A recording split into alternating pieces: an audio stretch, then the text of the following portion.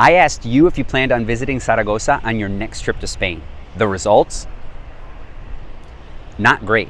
Saragossa is Spain's 5th most populated city, but it doesn't even crack the top 20 when we're talking about the most visited cities in Spain. With its location right between Barcelona and Madrid and those cheap and fast high-speed trains getting you to and from the city, it's easy to understand why most visitors are going to be those national tourists coming from Catalonia and Madrid respectively. But having been to Saragossa myself, I'm always surprised with why there aren't more people coming over here. So why aren't more people coming to Saragossa? And is it worth it on your next trip to Spain?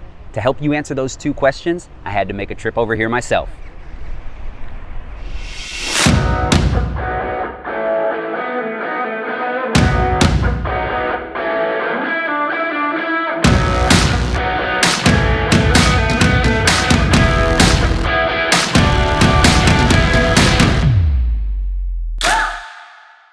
And if there's one thing that you need to see while you're here in Saragossa, it's right over here, the Church of Our Lady of El Pilar, the city's patron saint, and now gives the best celebrations every single year on October 12th throughout the entire city.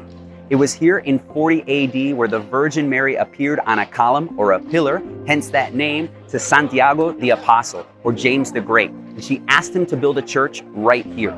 Now, this church that you see today is not the original church, but the place where she appeared on that column is still the very same, and you can find that on the inside. Other things that you can find on the inside are paintings by Goya, not only Saragossa, but one of Spain's most famous painters of all time. Truly something that you need to see. This is one of the most impressive churches that I've seen in any of the cities that I've been to over in Spain, and this one you can see coming into Saragossa from all sorts of different angles. It's that iconic spot, one that you don't want to miss out. If you go inside, entrance is free, but keep in mind if you want to go up to the tower to get some of the best views of the entire city, you will have to pay a little supplement.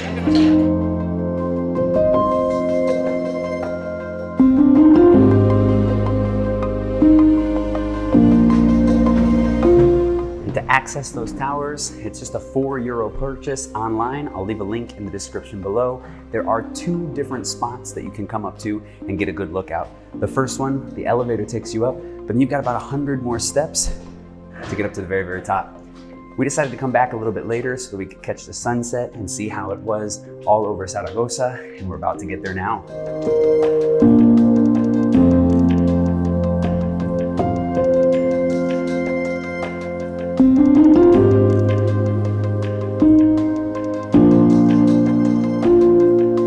So it's really nice, especially at the time of day, but I think the first lookout point is actually a little bit better just because you don't have all of the glass all around here. We can see all of the city and basically out into the countryside, out into the mountains as well.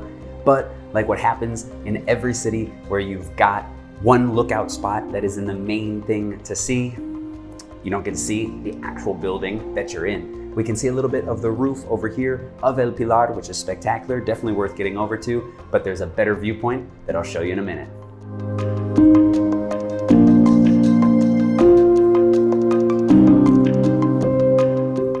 And if you're looking for some of the best pictures of the church, come right over here behind, over to the stone bridge where you've got beautiful views out, great spots to take some pictures right along the Ebro River.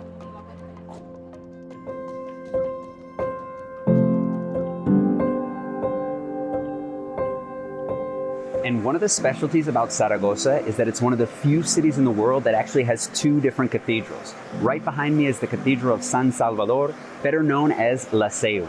The front facade on the outside doesn't look so remarkable, but trust me, getting onto the interior is definitely worth your time over here.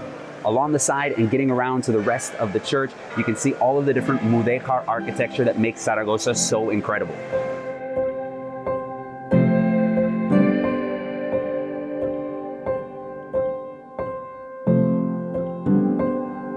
Alfajeria Palace is one thing that you have to see if you're coming over to Spain. Entrance will cost you just €5 to get around a self-guided tour to let you see this incredible palace with all sorts of decoration. It was originally opened for the leaders of the Muslim Taifa of Saragossa, then later turned into the Catholic king's residence under Isabel and Ferdinand, later used for those Spanish kings and queens as well, and today houses the courts of Aragon.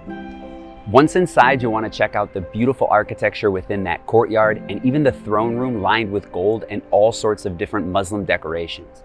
Saragossa as a whole offers so much mudéjar architecture both inside and out that you'll definitely have to get around and see. But if you can only see one thing, this is definitely the crown jewel. Put this on your list of must-see things to do if you're here in Saragossa, along with the Alhambra in Granada and the Mezquita in Cordoba. It is one of the top 3 things in terms of Islamic Muslim architecture here in Spain that you have to see.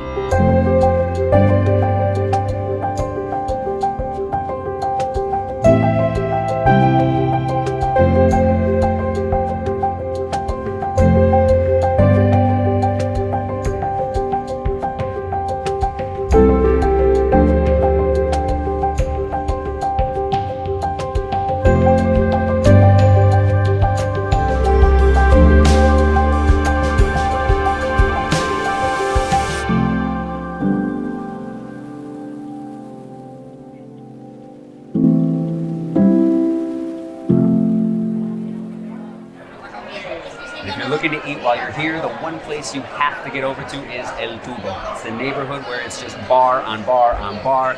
Look all around, packed. One of my favorite things in all of Spain. You can hear that clamor all around you. You won't have to go too far to find your next great plate. Just hop on outside and you got the next spot right next door.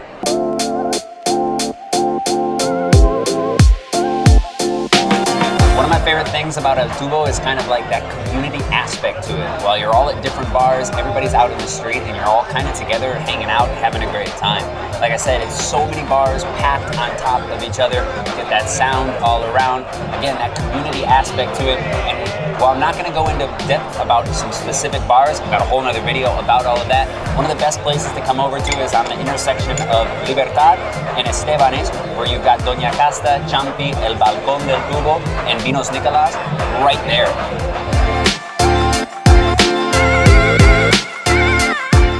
Now, we've already seen the 2 cathedrals that are here in Saragossa, but did you know there's also a 3rd church that's popularly known as a cathedral as well? It's right behind me, the Church of San Pablo. Along with the Aljafería Palace and La Seo Cathedral, it's one of the 3 buildings in the entire city that you have to see in that mudéjar style. And remember that building that I told you could get up to the top and see the best views of the city? It's right in here. You can go in any day on a self-guided tour, but you'll have to join one of the group tours to be able to go up to the tower and get those views of the entire city, including El Pilar.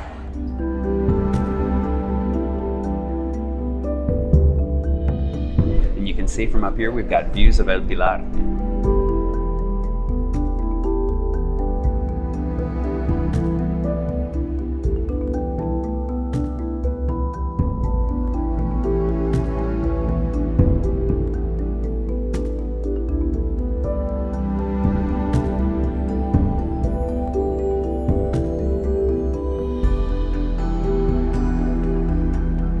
And if I've got to give you one museum recommendation while you're over here in Saragossa, it's going to be to hop on in to the Goya Museum. Originally from Saragossa, he's going to spend most of his time over in Madrid as he becomes the painter to the court. He paints many of the different kings, Charles III, the Fourth, even Fernando VII.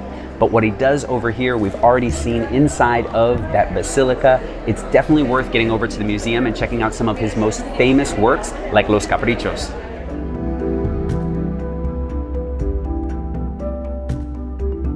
And one of the other great things about Saragossa is all the Roman history that it has. In fact, the name Saragossa comes from Kaiser Augusta, and not too many cities in that Roman world got the name directly from the emperor who founded it.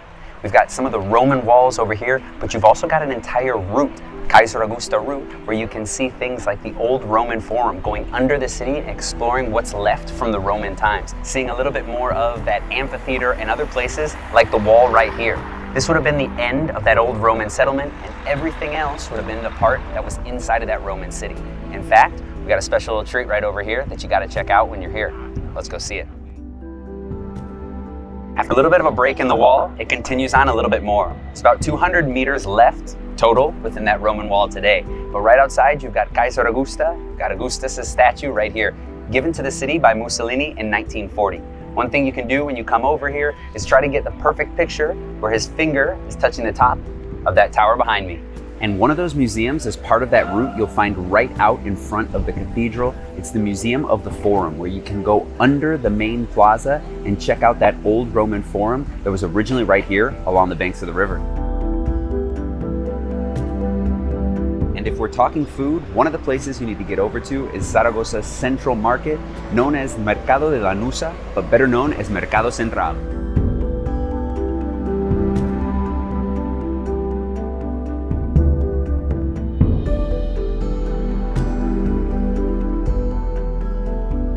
From the outside, you'll want to get around and check out all the iron, stone, and brickwork that show off all the different products and produce. But the real thing you want to do is get on the inside and check out what all the locals are buying.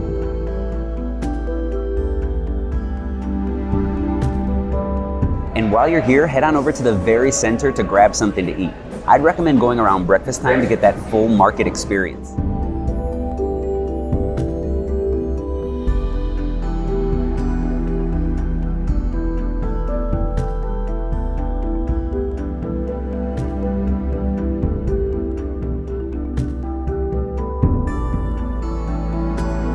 And another spot to visit is right in between those two cathedrals. It's La Lonja, which basically worked as the stock exchange back in those Middle Ages. Little fun fact is because they didn't have enough money from the crown to finish building it, a lot of the nobles had to pitch in. And if you look up at the top, you can see all of their faces imprinted along the front. Now, I know it doesn't look that spectacular by just taking a look at it, but getting onto the inside, you can check out some of those Gothic arches and all of the decoration, which is really worth it. Another thing is it's got free exhibits throughout the entire year.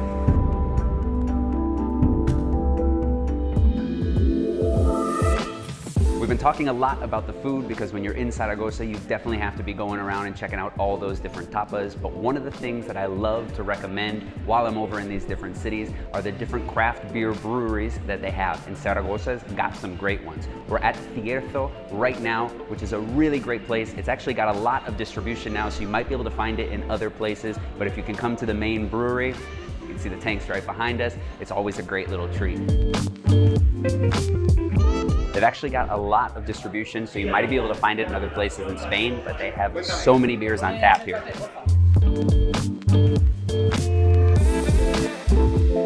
And if you're lucky, one of the best times to be in Saragossa is mid-October when they're celebrating their patron saint, El Pilar. Not only is the weather perfect, you've got a lot of people all around. You can see some of the best of Saragossa. So what are you thinking? Are you gonna come over to Saragossa on your next trip? Let me know in the comment below.